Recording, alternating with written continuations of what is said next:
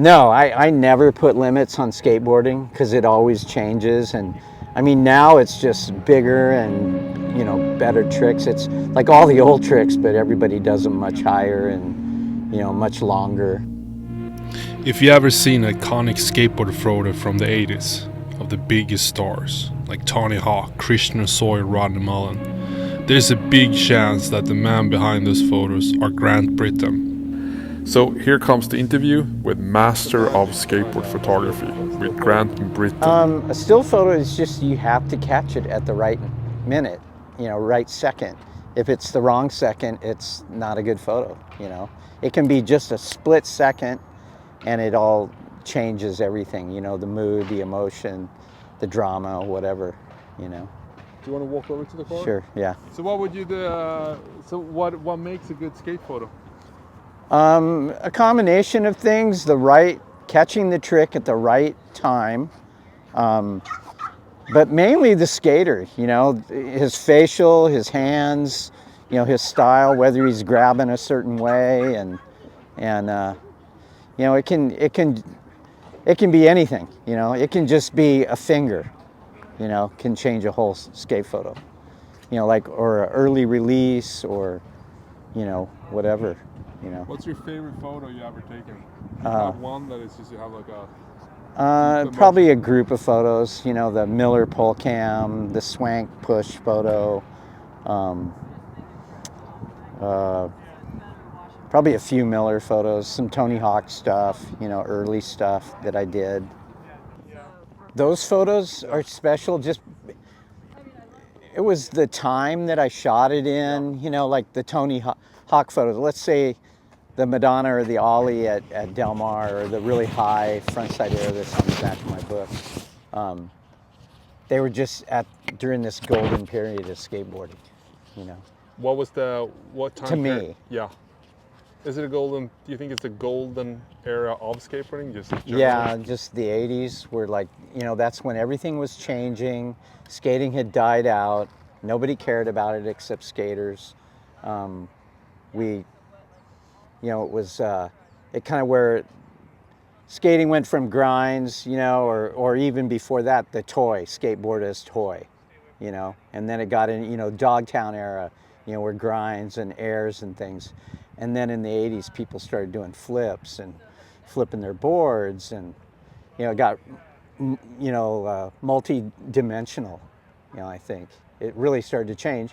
And then the parks died, and then street skating came up. And it was the skaters they needed a place to skate, so they were either building backyard ramps or going to swimming pools in people's yards, or they were, you know, somebody like Nadas and Gons and Guerrero were out just finding new terrains to skate and inventing it, pretty much.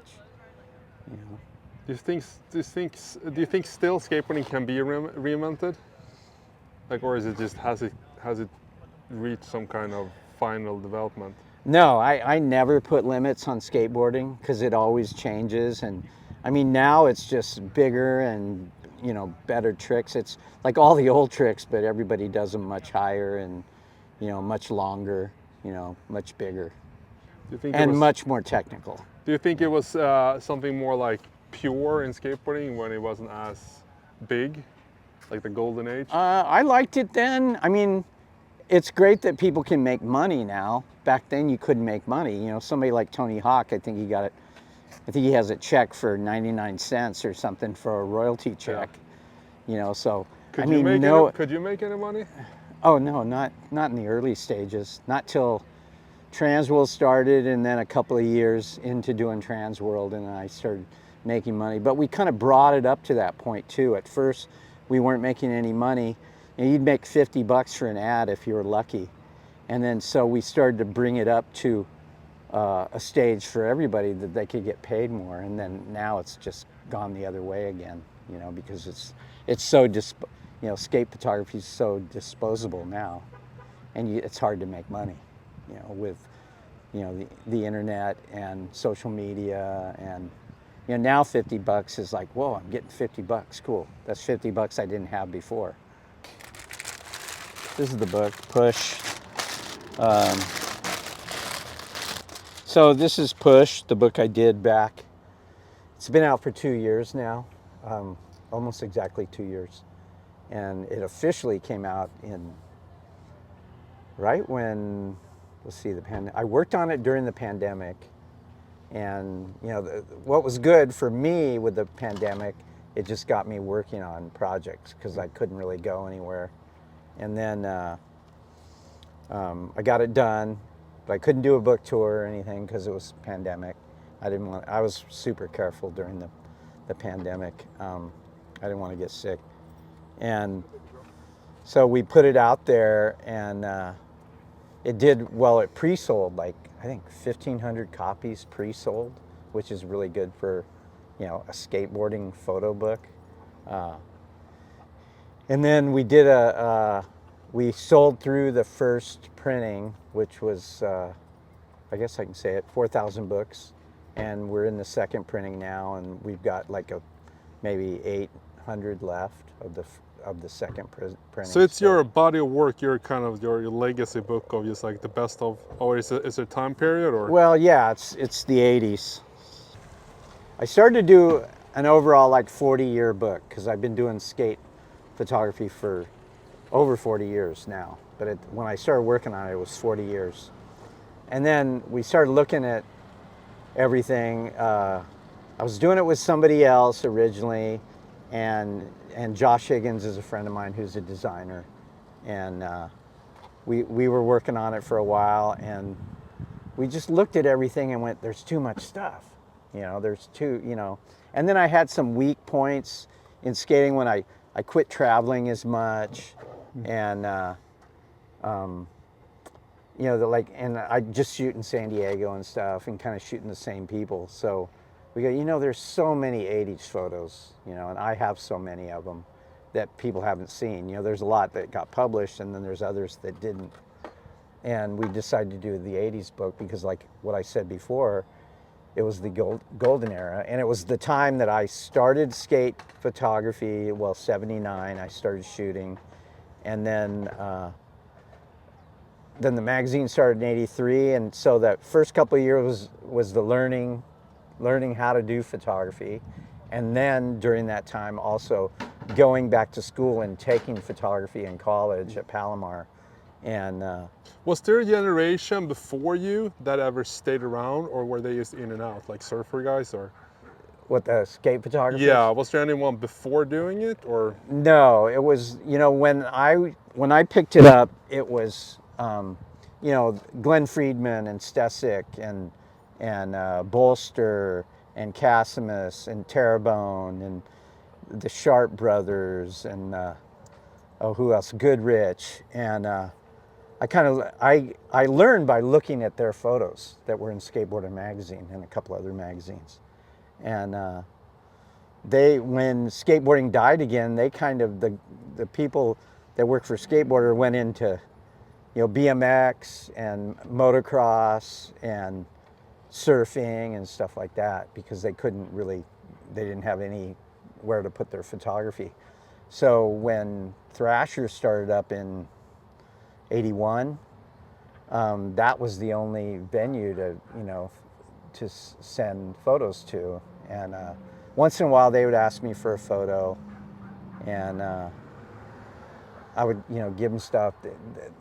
They never really ran a Tony Hawk photo because he rode for Trackers, but they'd need a photo of Billy Ruff or somebody like that from down here. So I'd give them photos. I probably had 6 photos printed in Thrasher. But Thrasher was pretty much that's when I was working at Del Mar Skate Ranch too. But Thrasher was pretty much a marketing tool for Santa Cruz Independent, and yeah, pretty much. Yeah, I mean, it was for skateboarding, and it was showing hardcore skateboarding and what was going on. And I mean, it was the only game in town, you know, at the time. Except it wasn't in town; it was in San Francisco. And then you became one of the you get on really early on with Balma and when the Trans World starts. Yeah, I was working at the skate park. By then, I was the manager of the pro shop, and Larry had seen my photos, and I knew him, you know, pretty well. And then he asked me to donate photos to a newsletter he was working on, And then a few weeks later, he called me and asked me to come up to Oceanside to see the newsletter. And on the wall, this is before computers and everything, and layouts were, you know, all analog. And he had a magazine laid out up on the wall, and that was the first Transworld issue. So then it came down, he delivered it a while later to the skate park, and we all kind of laughed at it because it was like goody goody, and I mean, it was be good, and it was their answer to Thrasher, and you know, they were trying to show kind of a mom and pop side of skateboarding, you know, a parent friendly magazine. So, you know, I looked at the first issue and I went, oh, I don't want to work on that. You know, I had a few photos in there, and then I went, and then he asked me for more photos. And like I said, it's the only game in town. What are you going to do? You know, you're a coming up photographer. You're just learning. It's the first things you're actually getting published. And then I started working on every issue. I started using the darkroom at the college and running all my photos and everybody else's photos through the darkroom at the school. We were doing the magazine through Palomar College pretty much. And then we built a darkroom in Oceanside, and that it just took off from there. What was your first cover, like on Transport? Did you have the first cover? On No, Frank Hawk shot a photo of Caballero at Palmdale. And that was the first cover. And then the second cover, I had the still photo of Tony, and then there's a sequence of Hulknecht, I think. Yeah. That somebody shot. I think, I'm trying to think who shot it. Oh, that the sequence? Yeah. Outside. Or Willinder. I forget. I'd have to look. Oh, they Pierre shot it? Or no, it's Per Hulknecht. I think it's. Oh, it's. Oh no, there is a Transworld cover up here, Willinder. You're right. Yeah. Well, there's a Willinder later. Yeah. There's a Willinder cover that I shot in San Francisco. Oh, you did that? Yeah, just a still. Mm. But the sequence was, I'm trying to think who shot it. Maybe like George Powell or something. Maybe Hulknecht shot it of Willinder. I can't remember who's on the cover. Yeah. But Tony was the still photo. So that was my first cover, and then I had several of the following covers. So the photo of Tony Hawk, that like really high up, what's the story behind that? How did that come about, and how did you figure out? Which one? That one where you see the board, you're like kind of a high up. That was, isn't that the one that... On the book? Isn't that in the tracker cover? When he's doing like a backside air? Oh, no, he's doing a crossbone lean, that one. So that, can you tell me the story about that? Like, Well, that was a day at Del Mar. We're talking about the cover tracker. Yeah. Right, book, okay. Yeah, that was the crossbone lean, and we were just, you know, one of the sessions. I mean, I shot Del Mar. I worked there, so somebody would be skating, and I would run out and start shooting photos. I'd tell somebody, you know, to take over, you know, for me that was working with me, and I go, oh, I'm going to be out there for a little bit. You know, that was, the crossbone lean was just one of those shots that I got during one of those sessions, and I found all the other photos from that session and started running those. Tony asked me about that day, and I think I actually shot the one portrait down by the beach that day. And yeah, and then I think we shot some half pipe stuff too that day. And it was just a regular session, and he just happened to be ripping. what year was it from? Was that 86 maybe? So skateboarding is about to take off again. Yeah, that was when it was really starting to, you know, where we looked at the magazine, you know, a couple of years in, and we went, wow, this could actually, you know, turn into something, you know. And I was starting to travel for photos. You know, I went back east, and, you know, I went to Florida, and you know, I'd been to Europe, and, you know, I was just starting to get around and had a credit card and stuff like that. So, Were you seeing yourself as when did you start seeing yourself as being a skateboard photographer? well, when I started, am I gonna make it? Yeah. At first, when we started the magazine, the whole time I thought the first couple of years, I'm going to do this for a couple of years, and then the magazine will die, and then I'll be a landscape photographer or something. That's what I was really thinking I was going to do, some sort of fine art photography. And so, a few years into it, I started thinking, when I started traveling, I think, is when it kind of dawned on me that, this might turn into something, I might be able to do this for another 5 years. And you just don't know how things are going to work. This is uncharted territory, I was surprised there was a skateboard magazine, because I came from a time when nobody gave a crap, So, yeah, I felt really lucky. I still feel really lucky that I was in the right place at the right time.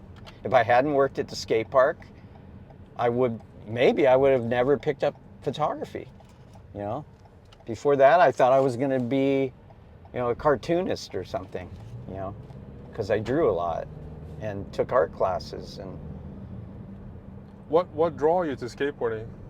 well, I grew up skateboarding. I started skating in the 60s. We got skateboards for Christmas, and then when I started surfing in 1970, that's when I really got into skateboarding. It was the old thing where there's no waves and you're skating, pretending like you're getting tubed. You're going under bushes and stuff like that. And urethane wheels then came out, and it got even more. We started going to ditches and some pools, and went to a couple of the first skate parks. But I always felt like I was, I just emulated, surfing, and skated like I was surfing. And there was never any thought back then for you to pick up a camera? No. That just came? No, it was like I say, I was working at the skate park. I started in 78, and in 79, I borrowed my roommate's camera one day, and he had a Canon AE1, and he loaded the film. He loaded some Kodachrome 64 into the camera. I didn't even know how to load film. I didn't know f-stops and shutter speeds, and he goes, well, you want to shoot it at a 500th of a second, and you want to have the sun to your back, and then just match the exposure needle. Get the needle in the middle of the little circle. So I did that, and the first session, I got a photo that was in focus and kind of shot at the right time. I still have the photo, and I can say that's my first photo in February 1979 of Kyle Jensen, and it's in the book too. What made you even pick up the camera? Just that, borrowing. I watched the guys that were coming through the skate park, the Jim Goodriches and the Castlemasses, and I go, that's kind of a cool job. I'm never going to be good enough to be shot skating, but I think I could do this, and so, but I didn't know any of the technical stuff. So even after I started shooting, well, I ran out and bought a used camera. I bought a Minolta SRT 201. My friend, who was a photographer, took me to we went to a used camera store, and I bought it for, a few $100s, and he knew what to get. I didn't even know what I was buying. I was just buying this film camera. There weren't a lot of choices back then either. I was looking for something at a good price, and so then I just started shooting film, and then I realized that black and white was cheaper than color. But I had never worked in a dark room or anything, so I'm shooting all this film and, holding negatives up against the light and stuff, and like, I didn't even know about loops and to, a magnifier to look at, or light tables, or, I'd never worked in a dark room until about 81. Sonny Miller, who was a friend of mine, he was on the skate park team too. He was a surf photographer, and he shot skating too. And he went to Palomar also. I was in art classes, and he goes, hey, you want to come in the dark room and print one of your pictures? And I go, yeah, sure. So I'd been shooting like 2 years before I ever went in the darkroom. And I wasn't doing anything with my photos. You know, they were on the wall at the skateboard park at the ranch. And I didn't know I still didn't understand how shutter speeds and f-stops work. You know, you couldn't go on YouTube and figure out how to do stuff back then. You had to, you know, read a book. I didn't have money for books, you know.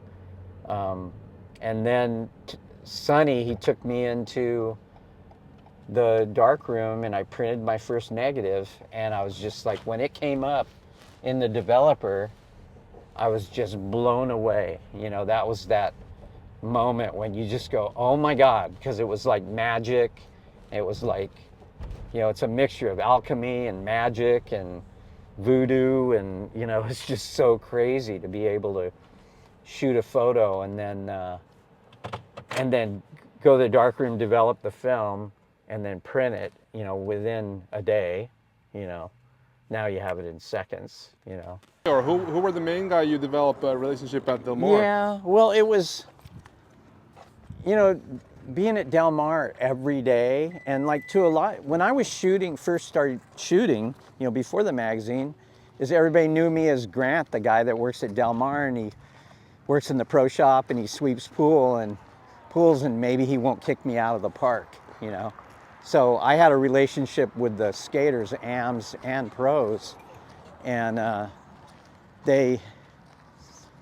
everybody knew me, and there'd be a contest there, and then at first we'd have contests, and I wasn't good enough to be in there shooting. I was working at the contest, you know, dumping trash and, you know, stuff like that. And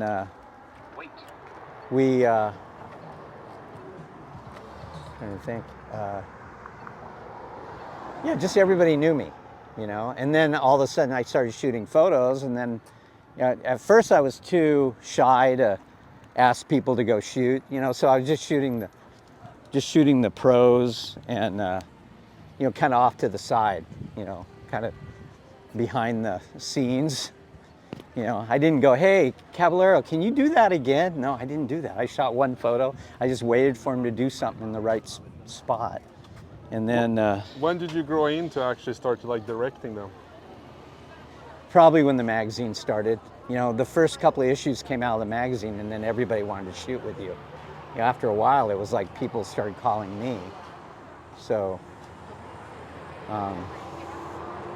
Is that when you shift from being a manager to being a skate photographer? What? Was that when you shift from being the skate park manager to skate photographer? Well, the magazine started in '83, and I quit the park in '84. So I was working at the skate park and doing the magazine. So I'd work nights at the skate park. It was open till 11 every night, so I'd start at 5. And so I would work at Del Mar, or up in Oceanside. I'd drive up there. And I don't think we had a darkroom yet. So as soon as we built the darkroom, I kind of just I think it was the arcade drove me away from the skate park. But then I still shot till it closed in '87. I'd still go down to Del Mar almost every day to shoot photos. And then I lived with Brian Ridgway, and we lived in an apartment right near Del Mar, like just up the hill from it. So you'd always be there. You know, you met up. Back in those days, it was like, hey, where do you want to meet up to go to the concert? Oh, yeah. At the park, in the parking lot, you know. Grant's best photo? Ooh, I don't know. I mean, I think it's funny because the photos of me that he's taken, my favorite of my own would be all these outtakes from the pole camera shots. Like, I love the shot that was the famous shot, but I like all the other ones because we've only, you know, in the last few years, the first time I got to see those. And then I think about other photos, like I think about Jim Thiebaud wall ride, I think about Gons at the Jimco Banks, I think about Cab. Like, there's so many good photos that, you know, I can't pick just one. I had so many pictures that Grant had taken, like in my locker in high school or on my walls at my house, you know, and it's like, he's as much a part of my upbringing in skateboarding as, you know, as Chris or Tony or Lance or any number of the people that I idolized growing up. I mean, it's like his images are what gave us You know, that's all there was. There was like a few videos, but really it was all about Transworld and the images that were in Transworld, and 90% of them were Grant's. And that's, Where did you grow up? I grew up in Massachusetts on the East Coast, so we didn't have a lot of exposure to, like, I mean, there was skating, but it wasn't on the level that it was in California. So, you know, we would see all these amazing shots from like California and Arizona and some of these like these mythical places, these mythical spots. Like, we didn't have terrain around us that was like, you know, just good ramps or like cool transitions like to skate or cool banks. Like, we didn't have any of that stuff. So to see that stuff documented by Grant was like, that's why we all came here. Do I have one standout? Well, I think it's, for me, there's a couple. There's Lance's lean to tail, where the tail's on fire at the Mile High ramp in Tahoe. That's a big one. And then there's Chris's, the pole shot. I mean, because it's just like, to the nose bone, first of all, in like the gnarliest corner of that bowl. There's just crazy. And like, to have that perspective, I mean, now it's like dime a dozen, everyone's got a GoPro pole, but back then it was like truly innovative to get that kind of an angle and get that kind of a perspective with someone doing a frontside. So it was like, it was just that kind of forward thinking of how can I make skateboarding look cooler than just a guy in the sky. If you didn't have become a skate photographer, what do you think you would have done with your life? Well, something in the art field. I mean, I worked in restaurants and just anything to pay the rent. And after working at the magazine, I've always felt this, that if I had ever given up photography, I probably would do some sort of as a designer or something. I'm really drawn to design and layout and you know, packaging and everything, you know. So what's the magic with skateboarding? Just the energy, and maybe I'm stuck in a rut. I don't know. It's something that it comes easy for me now that, you know, it's just a formula, shooting. You know, you stand in the right place, you use the right exposure, you get low enough, you use the right lens, and you can't fail taking a good photo, but I know that formula. It is a formula. Everybody, you can tell because everybody shoots the same way, you know. Street photos, they stand at the bottom of they crouch at the bottom of the rail with a fisheye. Would you say that you were part of inventing that aesthetics and style? I think so, but I also learned a lot from the previous generation just by looking at photos. You know, vert, there's a certain way to shoot vert. There's a certain way. Later on with street skating, we kind of had to figure out how to do it, you know. And I just took what I already knew from shooting at parks and pools and things.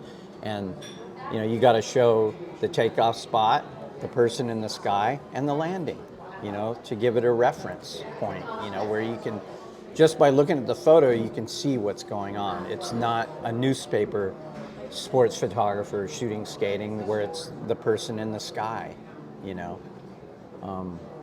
I think being so close to the action really helped too, you know. You know, like a football photographer, they're not running around on the field with the football players. You know, they're on the sidelines. With skating, you're right in the middle of it, you know. You're getting hit, and you're working with the person. You're telling them, you know, next shot, let's do this, and let me move over here, and yeah. It's a different kind of photography, you know. It's like street photography, pretty much, you know. What do you think made you drawn to skateboarding? Well, I told you that it was the whole, you know, growing up skating, and then I go, you know, it's kind of like,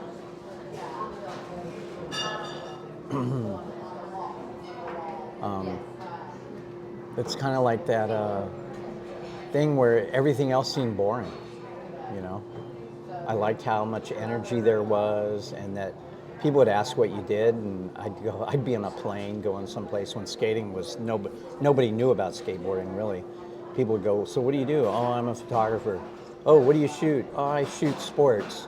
But what kind of sports? And then you say skateboarding, and it's like a blank, you know, on their face. They're just like, you know, really? They're like pretty surprised that anybody does that. And now it's just like you tell people that, and it's, oh yeah, cool. You shoot Tony Hawk, you know. Yeah, but it was. I always thought it was a cool job. It kept me young, you know, being around young people, and you know, it was funny. Was these ladies? My wife was hanging out with these ladies that didn't really know me, and I met them, and then one of the ladies asked, "Why does your husband dress like a boy?" You know, so and I don't mind that at all. You know, people can't tell how old you are. You know, you got all these wrinkles, and they're like, "Why is he dressed like that?"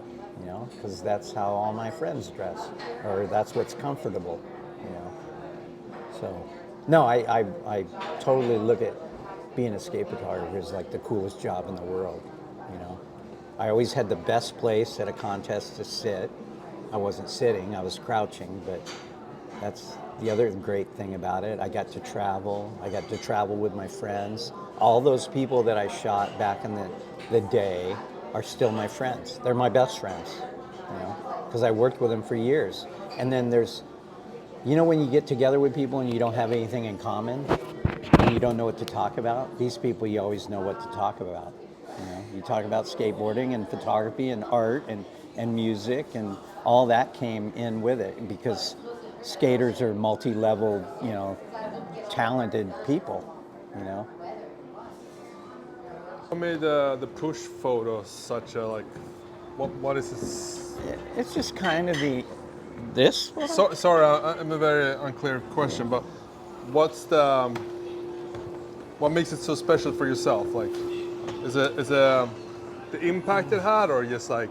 Well, it's I quit my job because of it. Yeah.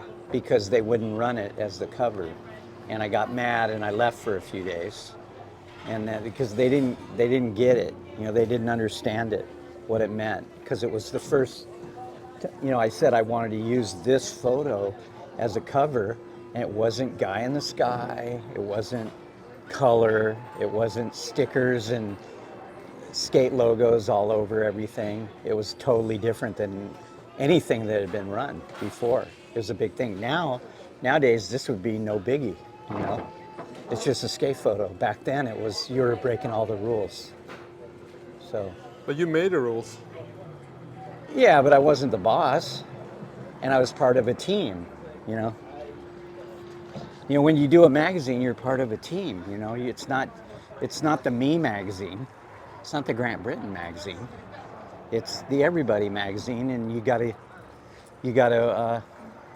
you know, you get some stuff, and you get wins and you get loses, and you got to pick the right. You don't want to fight every battle, and this is one battle I actually got pissed off. Well, it was the art director too, David Carson, and they weren't going to run this, and then all of a sudden it ended up as the cover of the magazine, and it kind of loosened up photography for everybody, you know, where you could run kind of an artsy photo on the cover.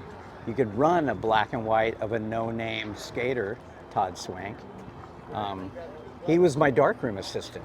He was my photo assistant at the magazine, you know. He wasn't a pro skater. It wasn't, you know, a McTwist. It was just this guy skating from point A to point B, and everybody does that. Everybody, that's the most basic part of skating, is pushing. Pushing with your back foot. So where do all these rules come from? Is the rules needed, or is it just?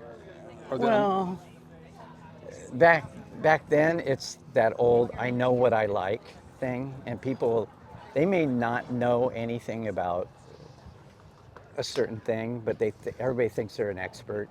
But I know what I like. I hear stuff like that. So that kills everything because you don't like it. You know, what about everybody else? Or let's break the rules. Let's try something new. You know, so that's how I've always looked at photography. Yeah, and not everybody has to like my photography. I'm not that egotistical. I take bad photos. You know, everyone does. Do you feel like you invented the rules and then broke the rules? No, I just took other people's rules and I just did what I want. And I'm a product of my time. You know, it was punk rock and zines, and everybody was doing art, and art was everything. And everybody's playing music, everybody's breaking the rules, you know, in everything else. You know, it's skateboarding. We break all the rules. It's illegal to skate. It's damaging to property. You know, that's just skateboarding. You know, so you're on a run from the police. You know, it's a game with, you know, law enforcement. You know, not getting caught.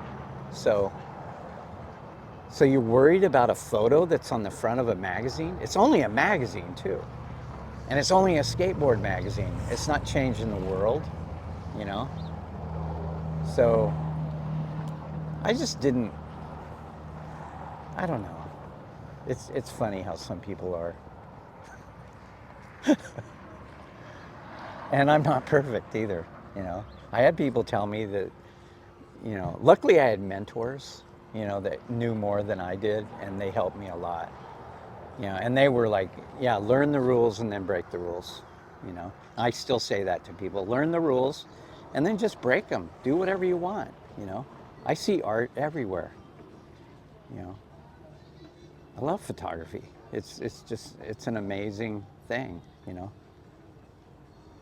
When it comes to gear, Well, it used to be, it got into, you know, I'm a product of the,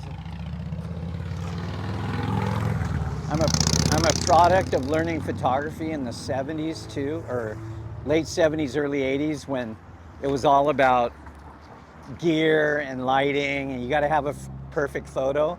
And now everything, well, with Photoshop and everything, Photoshop's made it easier to shoot and to get a decent image.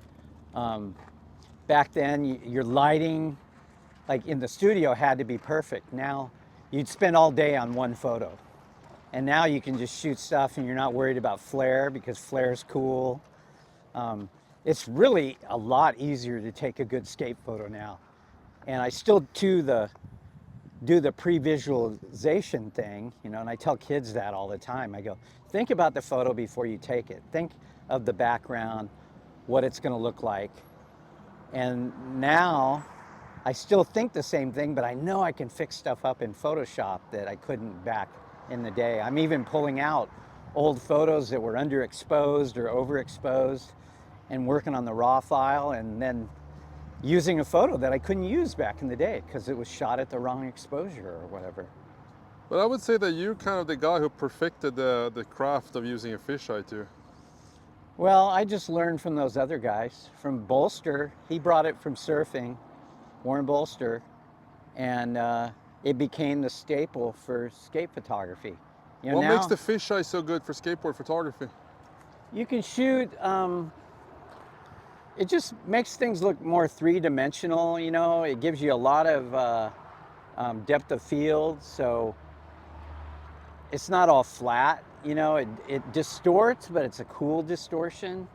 Like a wide-angle lens doesn't work as well for skating as a fisheye, because it'll really stretch out arms and heads, and, you know, the distortion is not cool distortion. If they're far enough away, but as soon as you move in and you've got coping here and the skater here, it just does weird distortions. So fisheye is really great. I probably use mainly two lenses for skate photography. I use either a normal or a 70 to 200 zoom if I want to shoot, you know, from a distance, or I want it not to be fisheye, I'll shoot a longer lens. And if I want to throw the background out of focus and things like that. So, But I shoot 90% fisheye. so I saw you did like some kind of post about how the Nikon FM2 changed the way we shoot skateboarding. Do you think you can explain that a little more? Yeah. Maybe not too technical, just like what happened with kind of like the technical development.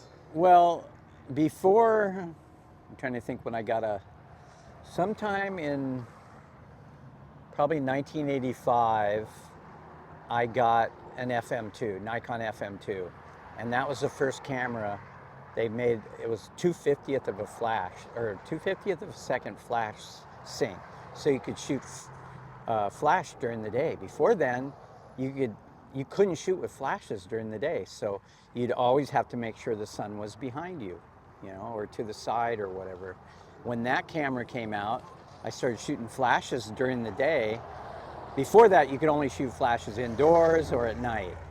And so when I got that camera, and everybody started getting that camera, it just changed the angles we could shoot. You could shoot into the sun, you could shoot middle of the day and pretty much, you know, freeze it.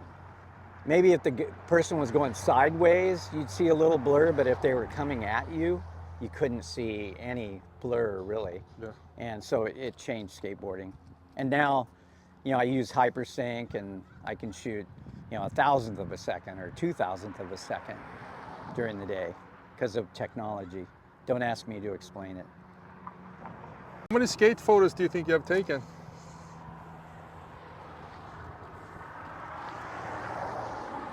I don't know, I've tried to figure it out. Tens of thousands, if not 100,000, I don't know. I have a garage full of photos. How many was bad and how many is good? Maybe 10% were good enough for the magazine. Maybe. It's funny that there's photographers who think it's a secret. Like, you know, back in the day especially, people they wouldn't tell kids how to shoot and stuff. And like it was some secret. And it is just a formula. And you gotta share it too. I've always shared with kids. I always had assistants. You know, I've done workshops. You can't take it with you. So you gotta share it with everybody, you know. And I've had kids come up to me as adults and say, hey, your photos got me into photography and now I'm a professional photographer. It's kind of cool. So, you know, I submitted a photo to you, or to Trans World, back in 2001. And I did get a rejection from you, but it was so beautiful written. So I did? I gave you a rejection? You rejected me and I was touched. Did you save it? I was actually, I saved it for a long time and I was also considering framing it. Yeah. The fact that you even answered I was very impressed. I tried to, and sometimes I didn't. I'd send postcards back or whatever. I mean, now you just send an email or a text, you know. Hit by a skateboard. What do you classify as getting hit? When it starts bleeding and you really get hurt. Well, the worst I got hit I wasn't even shooting. I was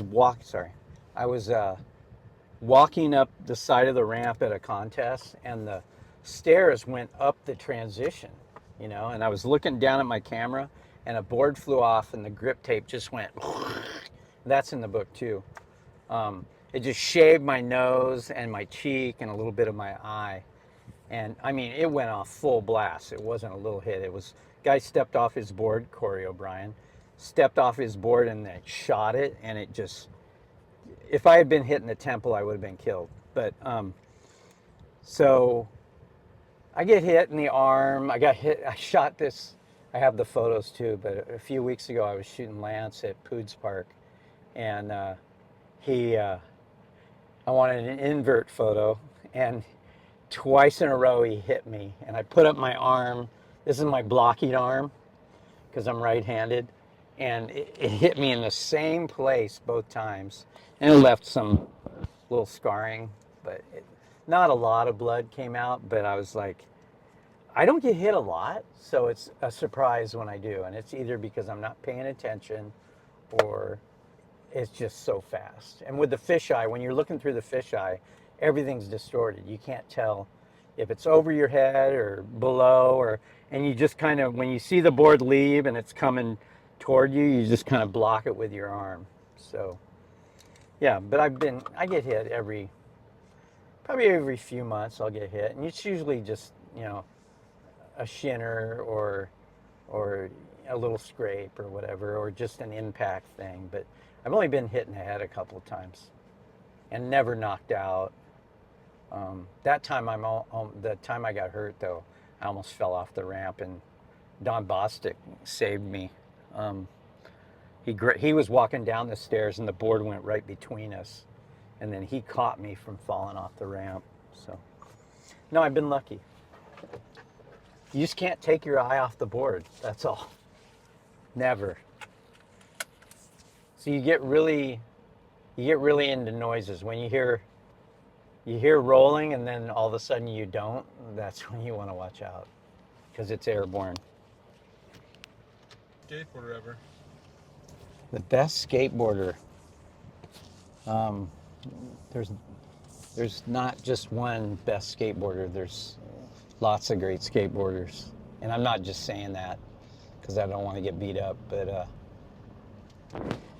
Chris Miller, Tony Hawk, Caballero, McGill, Christian Hosoi, Mark Gonzalez, Rodney Mullen, Nadas Kappas. You know, there's just all the names I left out. I mean, everybody, there's certain skaters, it comes down to I know what I like. That's how skateboarding is. You know, you like a person's style, you like how they do one trick, you like the way they carry themselves, you know, you like the way they are off their board, you know. It can be a lot of different things. So it's never that one person. There's people I really enjoyed shooting. I mean, I enjoyed shooting everybody, you know, unless they had a fit and freaked out. Yeah, it's just, there's a lot to choose from, you know. So what do you think all these guys have in common? They enjoy skateboarding. They love that feel of freedom and being in the air, you know. There's something about, you know, in that they're fighting gravity, you know. You know, that's how many times in your life, how many sports are there that like you can actually leave the earth, you know?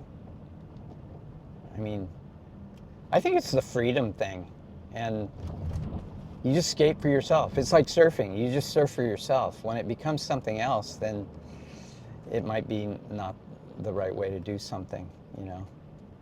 You shouldn't care what other people think, you know? Just enjoy yourself.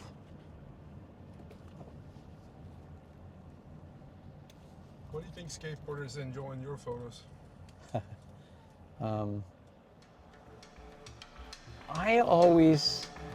I want to make an image that makes people want to go skateboarding or pick up a camera and go shoot photos, you know? If I can be just that little thread that gets somebody to that place, it's good.